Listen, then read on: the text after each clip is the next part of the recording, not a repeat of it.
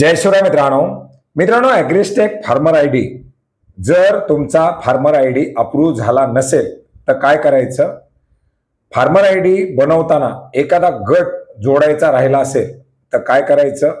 एखादी जमीन विकली असेल ती जमीन आपल्या फार्मर आय डी मधून हटवायची असेल तर काय केलं जातं, कसं केलं जातं, या सर्वांबद्दलची सविस्तर अशी माहिती आजच्या व्हिडिओच्या माध्यमातून जाणून घेण्याचा प्रयत्न करणार आहोत।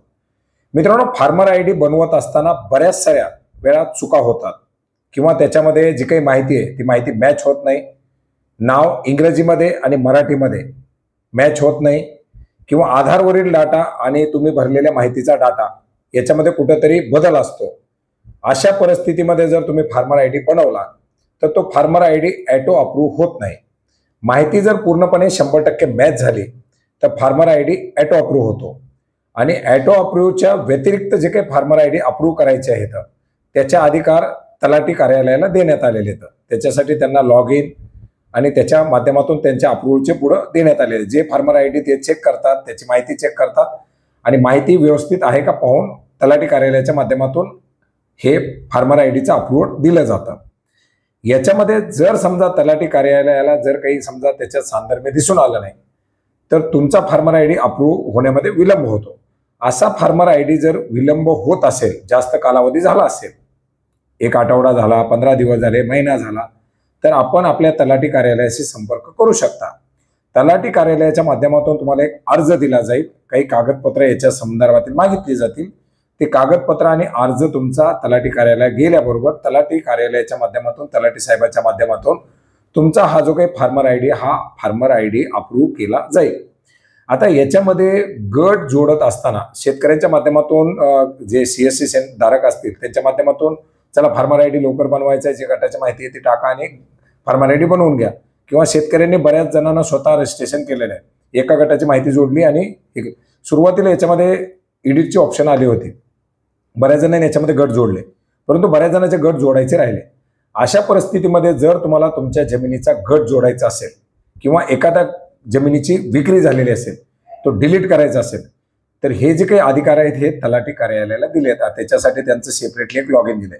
आपण ॲग्रिस्टेकच्या पोर्टलवरती जसं फार्मर लॉग इन करतो तिथंच आपल्याला ऑफिशियल लॉग इन आहे आणि याच ऑफिशियल लॉग इन मधून तलाठी कार्यालयाचं लॉग इन करून ते तलाठी आपल्या या लॉग इन मधून शेतकऱ्याची माहिती अपडेट करू शकतात। त्याच्यामध्ये केवायसी डिटेल आणि नॉन केवायसी डिटेल अशा दोन प्रकारामध्ये ती माहिती अपडेट केली जाते। आता याच्यामध्ये बऱ्याच साऱ्या कार्यालयाच्या माध्यमातून अशा प्रकारे आमच्याकडे अपडेट नाही किंवा अशा प्रकारे होत नाही असंही सांगितलं जातं, परंतु असं होतं। याच्यामध्ये तलाट्याचं जे काही लॉग इन पासवर्ड असेल ते लॉग इन पासवर्ड आणि OTP टाकून लॉग इन केल्याबरोबर या ठिकाणी जे मुख्य प्रश्न आहे याच्यामध्ये लेफ्ट साईडला ऑप्शन येतात ॲडमिनिस्ट्रेटिव्ह युनिट्स, ॲडमिनिस्ट्रेटिव्ह युनिट्स, त्याच्यानंतर रिपोर्ट अशा ऑप्शन आहेत, त्याच्यानंतर फार्मर रजिस्ट्री आणि फार्मर रजिस्ट्री वर्कफ्लो डिटेल अशा वेगवेगळ्या ऑप्शन त्या ठिकाणी देण्यात आलेले आहेत। फार्मर रजिस्ट्रीच्या अंतर्गत वैयक्तिक शेतकऱ्याची ज्याच्यामध्ये फार्मर EKYC लँड ॲडिशन, त्याच्यानंतर रजिस्टर्ड फार्मर लिस्ट आणि फार्मर डिटेल अपडेट अशा ऑप्शन आहेत, प्रिंट एनरोलमेंट डिटेल। आता याच्यामध्ये रजिस्टर जे काही फार्मर असतील त्यांच्या फार्मर डिटेल्स अपडेटसाठी आणि फार्मर EKYC लँड ॲडिशनसाठी ऑप्शन देण्यात आलेले आहेत। आता याच्यामध्ये फार्मर EKYC लँड ॲडिशन वरती क्लिक केल्यानंतर त्याच्यामध्ये शेतकऱ्याचा आधार नंबर मागितला जातो। आधार OTP किंवा बायोमेट्रिक न या ठिकाणी त्या शेतकऱ्याची माहिती घेतली जाते। आता शेतकऱ्याचा आधार टाकल्यानंतर त्या शेतकऱ्याच्या आधार लिंक मोबाईल नंबरवरती एक OTP पाठवला जातो। OTP टाकल्याबरोबर त्या शेतकऱ्याच्या आधार ऑथेंटिकेशनची माहिती दिली जाते। आता याच्यामध्ये खाली एक ऑप्शन आहे ती म्हणजे फार्मर डिटेल्स अपडेट। या फार्मर डिटेल्स अपडेट वरती क्लिक केल्यानंतर सुद्धा शेतकऱ्याला आधार नंबर, शेतकऱ्याच्या आधारवरती जो मेल आय डी असेल मेल आय डीवरती मोबाईलवरती आलेला OTP, हा OTP टाकल्यानंतर त्या शेतकऱ्याची माहिती या ठिकाणी दाखवली जाते। आता याच्यामध्ये माहिती दाखवल्यानंतर त्या शेतकऱ्याची जी माहिती आहे या माहितीमध्ये अपडेट काय करायचंय, KYC डिटेल अपडेट करायच्यात की नॉन KYC डिटेल अपडेट करायच्यात हे विचारलं जातं।